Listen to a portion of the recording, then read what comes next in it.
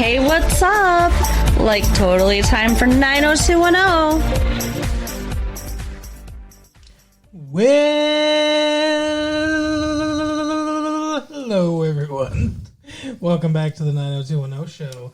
My name is Mark. With me as always is my fiancée, Carol. How are you doing today, Carol? Hey, what's up? Much. It's been a good week here. It is May 1st, 1998. I can't believe it's May already. That's Happy awesome. May. May is my favorite month. Oh, yeah? Yeah. Why? Because it's your You birthday? know why. Yeah. Because it's your birthday month. Exactly. Celebration all month long for Carol's birthday. You know it. What teenage year is she going to be? In her 20s? Or a different age? We don't know. I think I'm going to be 21 forever. Forever 21? That's my plan. Isn't that a store or something like that? Forever 21? I don't think so. Okay. It should be. Forever young. I want to be forever young. That kind of reminds me of the episode that we watched. A ripe young age. A ripe young age. This little boy was a ripe young age. Yeah, okay.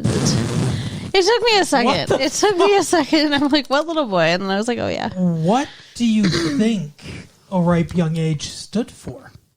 Like, what do you think it referred to? Donna's grandma talking about when she was young. Oh, yeah, you're probably right. I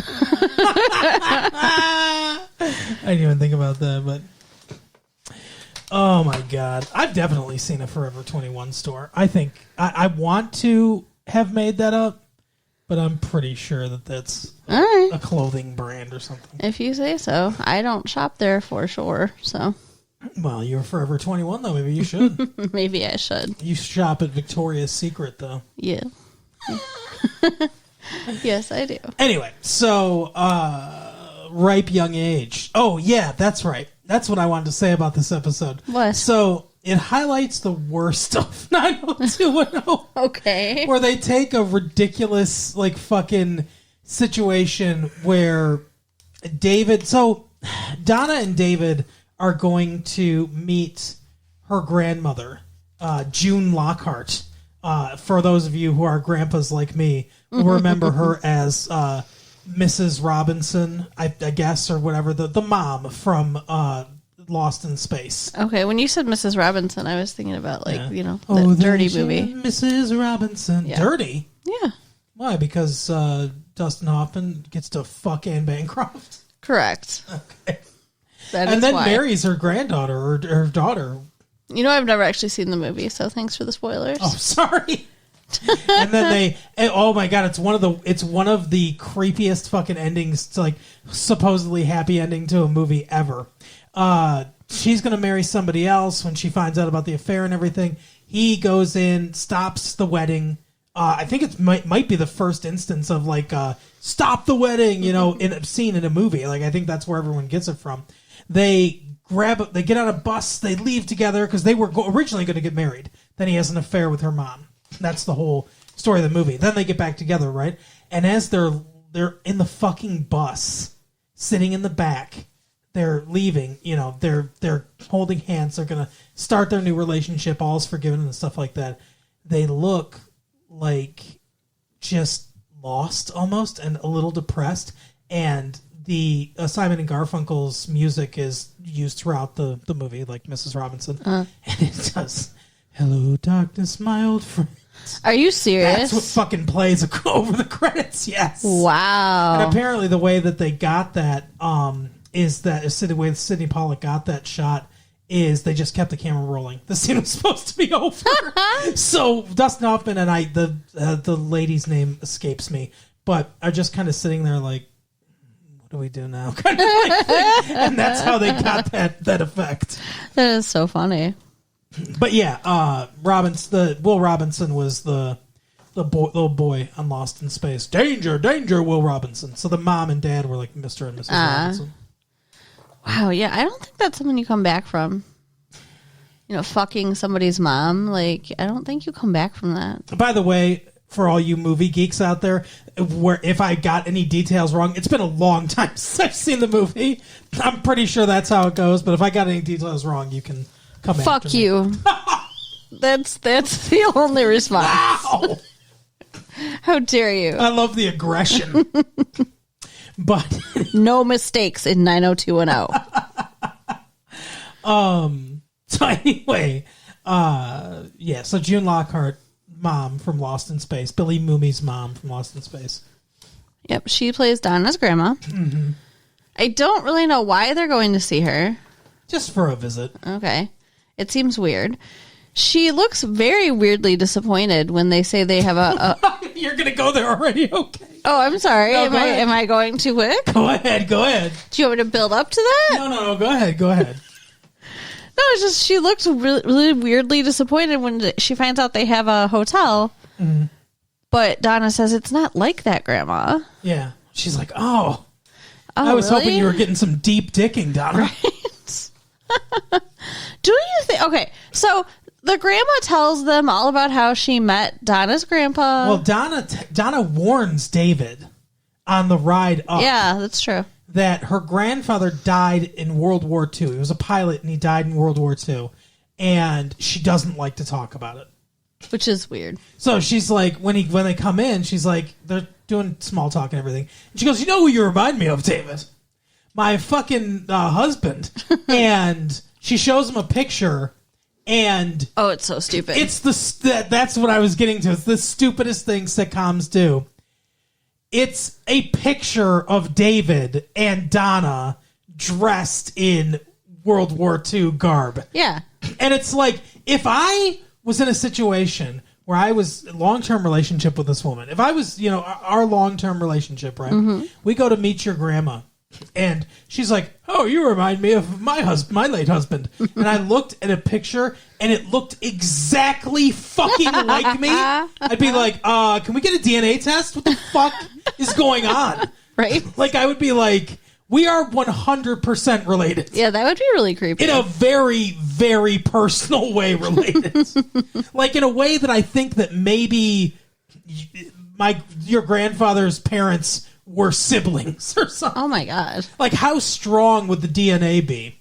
See, they can't even just make it look vaguely like him. It has to be exactly like him. It's so ridiculous. It's just lazy because they didn't want to find somebody who looks like Brian Austin Green and put him in the picture. And they wanted them to dress up like these characters. Yeah, whatever. They want them to dress up and play in World War II garb. So, I mean, that's what happens. They do all these flashbacks, but it's the two of them. Well, because they're reading letters from the grandpa. Mm-hmm.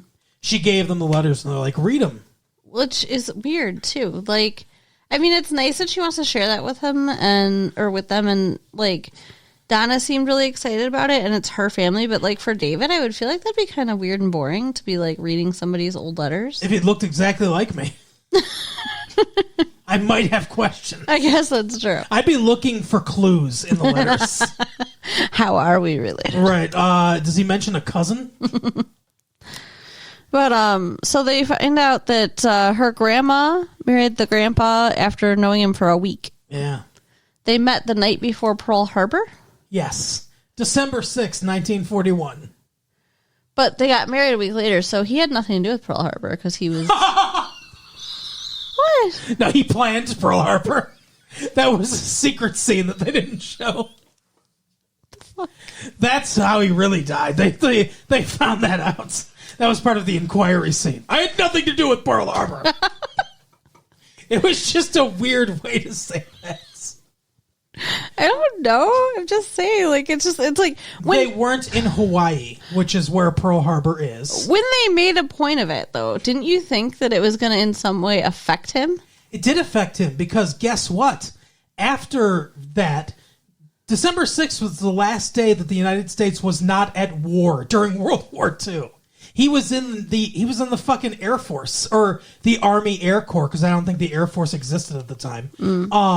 So right after that, he fucking went to Europe. Okay, so like if Pearl Harbor hadn't happened, exactly, he might still be alive. He would have still been there. Gotcha. And he could have given June Lockhart / Tori's mom or grandma all the sex that she wanted, and then she wouldn't be such a horny old lady. It's really sad though. Like, okay, they get married, and apparently their wedding night was their first time, and it may have been the last time because he left like right after they got married. Right, and she got pregnant that one time. Yeah, she was pregnant. Now it had been long enough for her to know she was pregnant, so I mean, it must have been a couple weeks at least. Yeah. But so she probably had sex more than once. But still, they didn't get to have much sex. No, not at all. And she was pregnant when he left, and she wrote him letters, and he never got to meet the baby because he died the day before he was supposed to come home. Right, of course, because that's how it always goes. It's my last mission. I'm so excited. I'll be coming home to you. My last mission seems fine. It's my plane's loaded with explosives, and I'm supposed to crash it into the enemy, but I get to ditch right at the last second. So, yeah. So I mean, then he says, you know, if anything happens to me, I want you to like move on or whatever, and find a father for our daughter and a husband and stuff. Have a bunch of sex. We know how good at it you are, even though you've only been with me. I don't know if she ever did remarry though. Let me ask you a question real quick. She didn't. Let me ask you a question. Sad. Let me ask you a question real Yeah. quick. If, let's say it's the 50s or whatever, right? Or the 40s or whatever. Mm-hmm. And you and your betrothed are both supposed to be virgins, told each other you're both virgins. You have that wedding night. You don't really want it to be that good, right? Because if it's super good, then you've got to be like, you're a virgin, huh? You sure about that? You sure about that? I guess. You know, like if she was super great at sex. So it's like they might have had sex, you know, a handful of times or whatever, but it had to be a handful of like kind of disappointing sex. Right. That's true. I mean, two virgins don't know what they're doing. It's the blind leading the blind. Absolutely. It's no good. No bueno. No. Not like us. Seasoned pros.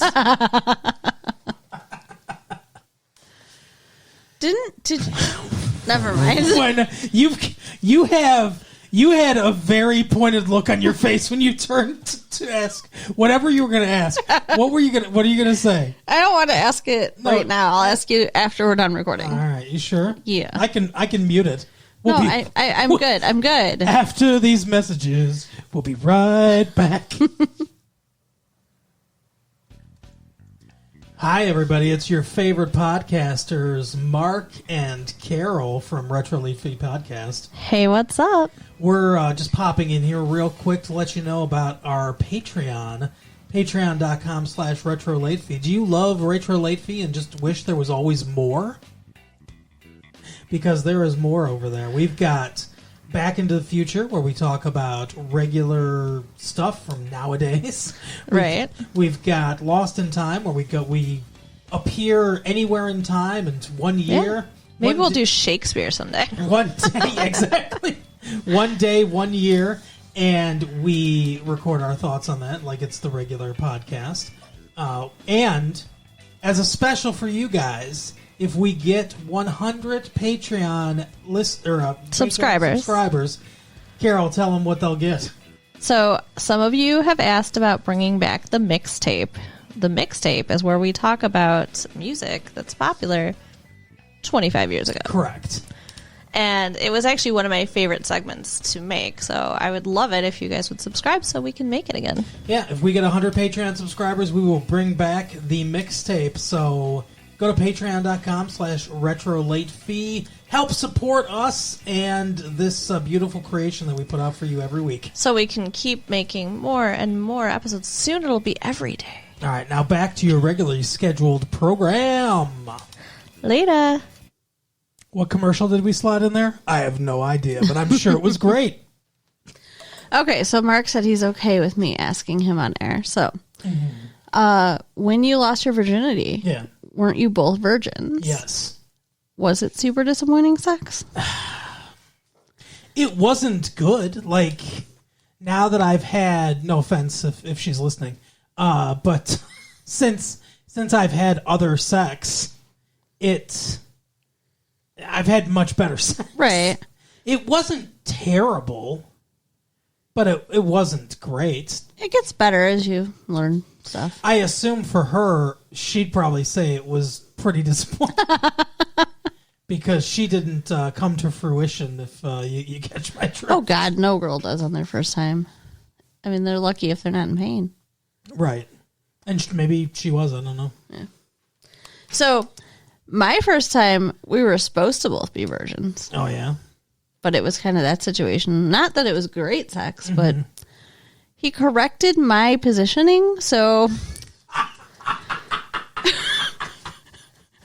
That almost sounds like a dork, though, that has like a bunch of like schematics like taped up to his wall. So sex goes like this: first you're here, then you're here. Yeah, it was, and it wasn't like 30 seconds long, like, you know, it's supposed to be the first time. So, yeah, I think he lied. Okay, I strongly suspect that he lied. Liar. You know who you are, too, you fucking liar. Right? Wasn't me. Anyway. Moving on. So Donna's grandma talks about this whole romance. There's all the letters. David reminds her of, you know. Always something there to remind her. She talks to Donna right before they leave. And again, as per usual, I was starting to fall asleep. But it gave me the impression that she was kind of telling Donna it was okay to sleep with David. So this is what she said. She said, get that big dick action. She did not. I saw the bulge in his pants. No, she's so fucking, she is horny as shit. She had sex like a dozen times in 1941. Like 55 years ago. Okay, just because she didn't remarry, I'm sure doesn't mean she didn't ever have any more sex. Well, I don't know. I had an aunt whose name I won't say. But before she died, one of my other relatives asked her if she was a virgin. And essentially, her answer was, we didn't do that. I never got married, which we all knew. Right. And you didn't do that in my time. So I think she was. Like, I think that was her way of saying it without saying it because, you know, it's just like not something you talk about, I guess, for that age. Or she didn't want to tell you she did. So she said things that were, because she didn't want to lie, so she said things that were true, which was that she never got married, and that in that time you didn't have sex if you weren't married. I hope she did. I honestly do. Right. Anyone that dies a virgin, it's like, experience life, guys. Yeah. I mean, I'm not saying like have sex willy-nilly or whatever, but... Well, yeah, don't run out and get laid just to get laid. That's not good. But anyway, so what happened is that Donna's grandfather had a lucky cross that he wore with him during the war. And the cross was like clutched in his dead hand after he was shot down and stuff. And she says, hey, you're wearing the cross. And she's like, the cross you gave me for communion? And she's like, yeah, my mom didn't tell me. Well, I didn't tell her. No one knew except for me. And she's like, I want you to give the bravery or whatever. And she's like, yes, bravery. And David's like, she's already brave, like the guy that looks exactly like me. And so then they leave. And when they leave, she doesn't really say like, hey, yeah, she should have sex with him. She kind of intimates that it's like, she doesn't think it's that big of a deal throughout the entire episode without really coming out and saying it. But it's subtly hinted. It's actually one of the subtle things they do in this episode, which there's not a lot of. And then when they leave, when they're standing there and they're kissing and everything, she's holding the cross. And she says to David, this was a symbol to me of like purity and like, you know, all this stuff and everything. She's like, that's what I took this for when I got it. But really, it's a symbol of like bravery and being bold and making your own way and stuff like that. And she was like, I think that, you know, maybe it's time that I live my life on my terms, essentially, other than trying to like please her mom and everything. So it's intimated that I think she's going to, I don't know if she's going to actually lose her virginity, but like start to. Well, I mean, how long is her dad's like thing good for, where he made her promise that she wouldn't, have sex on the show or whatever. Oh, you're talking about okay, you're talking about I guess that was a so really poorly confused. stated thing. I don't know if I don't think she had to sign a contract. How long is it good for? Donna, sign it. Tori, because that's her real name. Well, I mean, like, would he have to give permission? Like, She kind of had a sex scene. I mean, she was the grandmother, but they do the tasteful 1940s thing where they pull back and, like, she's letting her dress fall. You don't see anything but her back, but, like, it's very intimated. They boned. So, like... True. I mean, she kind of had one, not as her character. Interesting. I mean, they are married or whatever. But, so, I think it's going to happen soon. I hope so. I'm just so tired of her being a virgin. It's just, I mean, it's been too much a part of her character for too long. Agreed. I mean, she is much older now than when she started the show. Yeah, it was fine when she was, in high school, but she's graduating from college. Yeah. Like, let the girl have sex. Exactly. You know she is in real life, Aaron. I know you don't want to think about it, but you know she is. She has fake breasts. Do you think she got those just for decoration? 'Cause Right. I don't think so. Just so my clothes fit better, Dad. Right. Okay, so that's their story. Yeah. That's most of the story. However, there's a little bit more, like you now, mentioned, the child. For the rest of the story. Right. So Kelly wakes up and You don't know finds... who that is, do you? That's No. Paul Harvey. Who's Paul Harvey? He's a fucking radio, like... From the 40s? Personality. No. He's from now. I mean, from probably, like, the 60s to now, but... See? Grandpa. And now for the rest of the story. I can't really do a good Paul Harvey, but he sounds like this, kind of. Anyway, Okay. go ahead. Kelly wakes up in the morning and finds a little boy sleeping on the deck on, like, one of their lounge chairs. Right, exactly.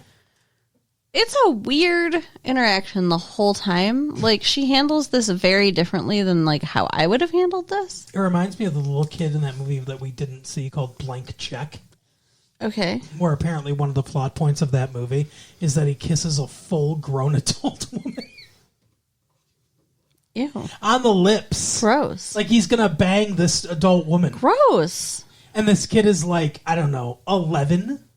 Well, I didn't get any of those creepy ass vibes. What? I kind of did a little bit. You did? A little bit. Why? I don't know, just the way he was looking at her. Ew. Well, she's pretty, whatever. But I mean, he wasn't going to kiss her. Ew. No, that didn't happen, but I was afraid things were going to go down that road. At no point was I afraid that things were going to become untoward between Kelly and the child. But yeah, that's the plot of that fucking movie. This guy finds a blank check, this kid finds a blank check and just writes, oh, fucking $1 million, and takes it to a bank, and it just so happens that bank account does have $1 million. Wow. Because it's some fucking corrupt business people or something, I don't know. That's insane. And then he gets to make out with an adult woman. Gross. And they filmed it. And writers wrote that and were like, okay, that's cool. And then fucking a bunch of people read that through a read-through, and no one was like, but we shouldn't do this, right? And then a fucking director filmed it, and a cinematographer lit it, and everyone was like, yeah, this is cool. He's kissing this adult woman. And then editors put it through their editing machine, was like, do we edit this out? Because it's absolutely fucking horrifying. And they're like, no, keep it in. It's good. So many people had to approve that decision. Right. That's crazy. Anyway, go ahead. So, yeah, she finds a little boy. Yep. She finds a little boy in the streets, picks him up, puts him in her pocket, and was like, this is mine now. I'll give you a little M&M. He says that, like, his mom was supposed to pick him up on the beach, but, like, she just didn't show up or whatever. And mom's just out. You know how moms are. They just forget their kids a lot of times. Like, what the hell? And then she's just like, hey, come inside. And she, like... See, exactly. That's what I was afraid of, too. She feeds him and talks to him. She spends the whole day hanging out with this kid who's obviously lying to her. And This is a very Brian. This is a very Brandon like reaction to this situation. well, maybe they're soulmates and they should be together. Right, exactly. Even though fucking God, I can't even What is say it. happening? Luke Perry fucking had a vision that they were soulmates and they had past lives together. Whatever. Remember when that Yes. happened? I remember. That was bad. This show's so ridiculous. Anyway, Uh-huh. like she takes the kid to the beach. Yep. She takes the kid to the peach pit. She says, I'm going to take you to the peach pit. I'm going to buy you a milkshake, but then you got to start telling me the truth. Dylan's like reincarnated. I think Dylan's dead, and this is him reincarnated. He's like, I'm a good surfer, and I'm going to surf all the time. Let's go to Mexico. I've got my dad's watch. So it turns out that he has run away from Arizona Phoenix, to be specific. because she finds a bus ticket in his stuff. And she calls, finally, the police. Yeah. And Claire's like, as soon as she sees the kid, Claire's pulls her aside and she's like, call the fucking police. right. And Kelly's just like, oh, why? You know, whatever. I have a child now. And the kid, like, the police shows up with social services. And the kid's so pissed. And he's like, I could have stayed here and it could have been, you know, good. And, you know, we could have hung out and gone to the beach all the time. And you said she should have kept him. Well, I think you were very tired, but you did say that. I did. Because, I mean, like, she could have. She has, like, the money to raise a child.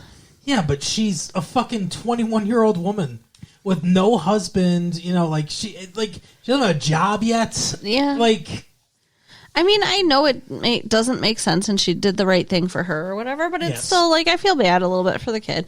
I Because who do, knows too. what's going to happen. Like, and he was very portrayed.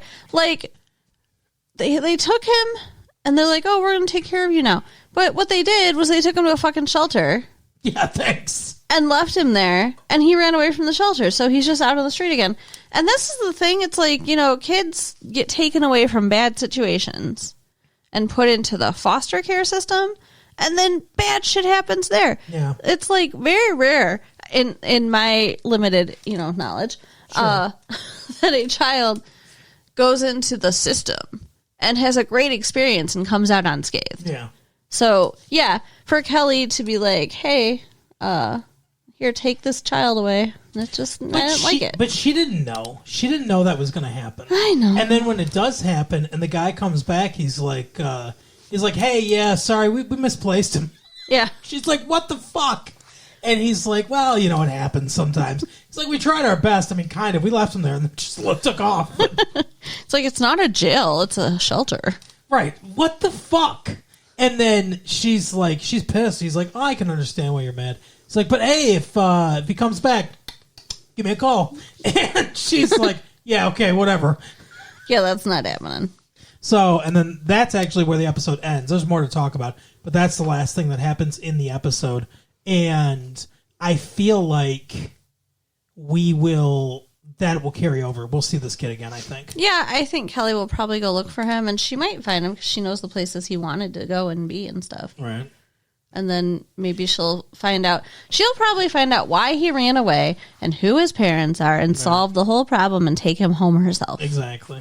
The police said they had no record of anyone in Phoenix matching his description missing. So either he wasn't reported missing for whatever reason because his family's a bunch of losers or something. Yeah. Or they suggested that maybe it was a changeover, like he came from somewhere else and he changed over in Phoenix and then went to LA and Maybe he's from Minnesota and he'll know Valerie. Oh, no, she's from Buffalo, but she grew up in Minnesota, then she moved to Buffalo to get molested and then Right. But yeah, so I don't know, maybe. Speaking of Valerie, Yeah. she's got her eyes on a new guy already. That's right, I almost forgot about this. Like she just broke up with the other guy last episode, I think. Yeah, because he reminds her too much of her dad that molested her. Yeah. So this guy's trying to get into the club, but they're telling him he's not on the list. He's just like, well, my manager said I was. And he starts like, he's like, whatever. He's supposed to be with the Quentin Tarantino party. Yeah. It's like, okay, yeah, Quentin Tarantino's fucking going to this Peach Pit college After club. Dark. But yeah, Sure, so he's there. He's there. He's like, let me tell you what I love about this place, Valerie. There are so many feet, but we should have shoes, not optional, off. Must be off. Shoes at the door in this club, Valerie. Let me tell you, I love it. oh my goodness, yeah, we didn't get to see Quentin Tarantino. Oh Unfortunately. my God, there was not enough cocaine in the budget for Quentin Tarantino to be on the show. But yeah, he like sulks off, and she's like, "Who is that?" And he's some fucking movie star. Yeah, somebody's like, "Oh, that dude's he's going to be in a new movie and he's going to be a fucking star." And she's like, "Oh my God!" And then she starts, and then like it's like her water breaks. There's just fucking a puddle underneath her on the sidewalk. Yeah, she's looking at him like he's something to eat for sure as he's walking away. Yep. And she finds him, right? Yeah, she finds him. That's correct. I'm just thinking about how stalkery and fucked up It's that like is. when you're friendly stalking someone. She finds him. Shut up. But she does. She's like, well, I've got my ways. She talked to fucking what's his name, Boonsy. Oh, Jonesy? Jonesy. She used Jonesy for the shit? I know. You didn't fall asleep that hard. Jonesy wasn't in the episode. Okay. I was going to say, I was a little worried. Jonesy comes out. He's like, I was hanging with Tarantino. But no, I mean, like she says, she has her ways to find him or whatever. Yeah. She tracks down his phone number somehow. Oh, yeah, she just calls him. Oh, yeah, and then she's like, hey, you remember me? And he's like, yeah, from the club last night. Like, what the fuck? What in the fuck? Like, how do you know a stranger's voice after you spoke 3 sentences to each other? Right. That's how good of an actor he is. He just knows. It's ridiculous. Do you think it was a good guess? Or did she, like, rub her breasts against the phone? He was like, I recognize that muffle. I mean, I can't imagine that you meet somebody and the next day they call you and you're just like, oh, yeah, that's you. No, there's no way. But that's what we're supposed to believe happens Her here. voice isn't that unique either. No. Oh, she's like, hello, Right. Randy, or whatever his name. I can't remember his name. So he invites her to the set of, he's doing some kind of He's doing ADR. voiceover work. Yeah. He calls it the dubbing station or whatever, but it's ADR. It's additional dialogue recording. But yeah, he's doing a kissing scene. So she's watching him make out with a girl on screen while he's saying stuff over it. And again, Yep. they're like, ma'am, there's electronic equipment around Right. here. Control yourself, please. And then they go out to lunch, and like he even says it was so funny. Like I don't remember what she said to him, but you're sitting there and you're like, she's so aggressive. And like the next thing he says to her is, "You're aggressive." She was too. She was like, because she's all like, she's like, they say the difference between an amateur and a professional is amateur can or a professional can do that again or whatever, the kissing thing. Mm-hmm. And she's like, fucking come over here, give me your tongue. Yeah. Well, she didn't She's say, super "Give me your aggressive. tongue." No, she didn't say that. I wouldn't look at that and be like, "Oh, you're aggressive." Like I thought that was a decent line, honestly. Like, But it's, you don't expect, I mean, I guess if you look like a fucking Greek Adonis like this asshole does with his chin dimple and fucking, like carved features, then yeah, maybe you get women like using lines on you all the time and stuff like that. But most guys are not used to women directly hitting on them that hardcore. that makes sense. So yeah. Thanks. What? Thanks for saying it makes sense that I don't get hit on like that, but No, this guy I would. didn't. That's not what I was saying made sense. What I'm saying makes sense See how long it is takes me to that get out of most guys Uh-huh. aren't used to women hitting on them like Sure, that. right? That makes sense. That's all. Like, this has nothing to do with like, oh, he's hot, and at no point did you say or did I think or anything that you're not hot. You are super fucking hot, and I did come on to you like a lot actually when we first started dating. So That is true. I don't know where you're getting this shit from. That is true. You did. Although, I mean, even when I was like young, I was, I think I was a little aggressive in general. Like, You're younger. still young. Yeah, when I was younger. when you were 8. I was a little Valerie-esque. Well, that's why I said at the beginning that she reminded me of you. So she's making out with a new guy now, basically. I mean, there's not that much going on there. It's just her new love interest, but it's fast and weird. Yep. That's the title. That's the title of Valerie's autobiography. Fast and weird. Right? Oh my goodness. What else is going on? I vaguely remember Brandon and Tracy being in this episode. They were, yes. And Tracy was gone at the beginning of the episode. Steve was there too. Yep, all three of them were there. You're right. You were there. Exactly. It's like in the Tommy Boy, that movie, remember? When he was like, he says like, I mean, Frank, I lost, like he's talking about like how the connection he has with the town. And he's like, Frank, I lost my virginity to your daughter. And he looks and it's like, what the fuck? Wow. And he's like, Jim, you were there. Wow. But no, Steve has a project due for school. He needs to film an infomercial. Okay. And he needs to use the... You sounded like Marlee Matlin for a second. Who's that? The deaf actress. From the 20s? No, what the fuck? She was in Children of a Lesser God in like, I don't know, 89 or something like that. She won an Oscar. Okay. But you sound... No offense, Marlee Matlin, but this is how she sounded like trying to speak mid-yawn. Thank you. Which is what Marlee Matlin sounds Oh like. my I'm God. sorry, she's deaf. You know, they can't hear their own voice. It makes sense. Anyway, so he needs to make an infomercial for his class, and he needs to use the studio to do it. Brandon is supposed to have a date with Tracy, who, as I mentioned, is not there at the beginning of the episode. Right. But is going to come.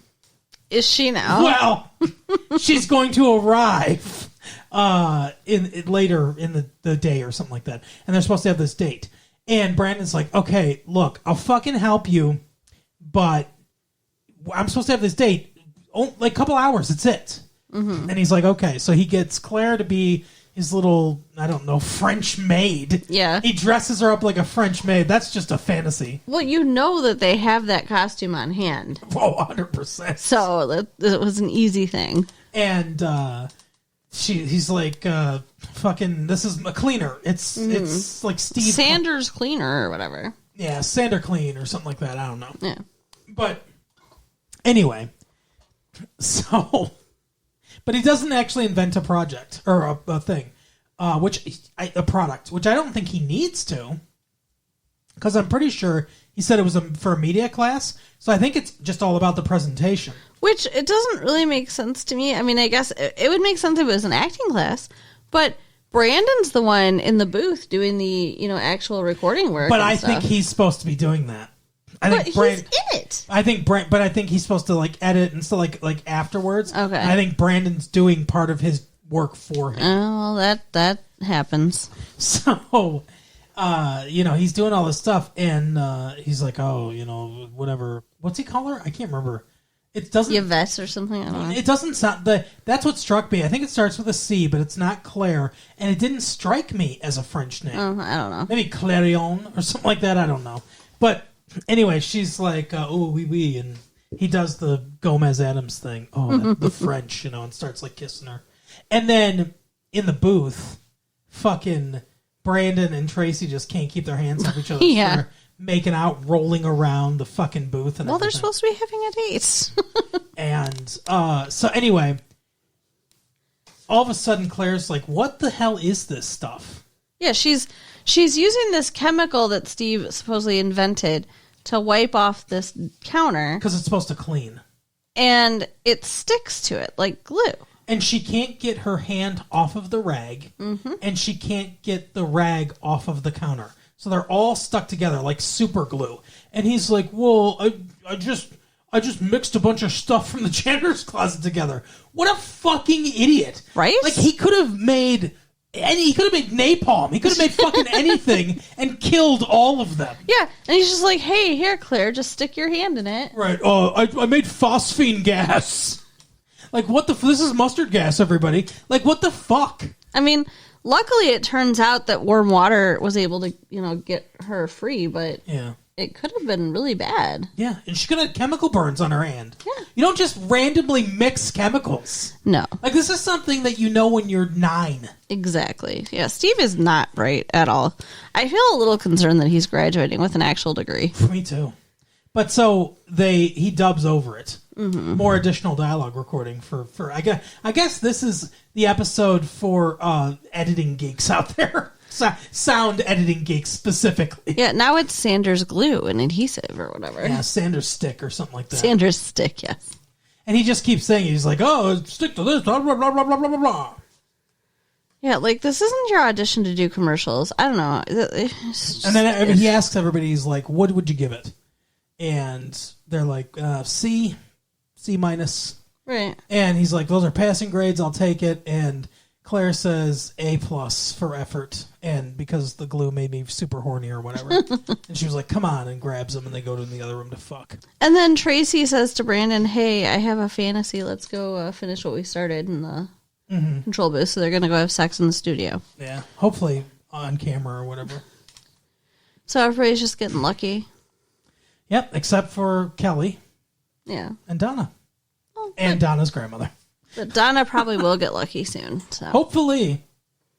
Oh, yeah, and David looked pretty pleased when she was giving that speech, too. Yeah. He was like, oh, yeah, all right, sounds good.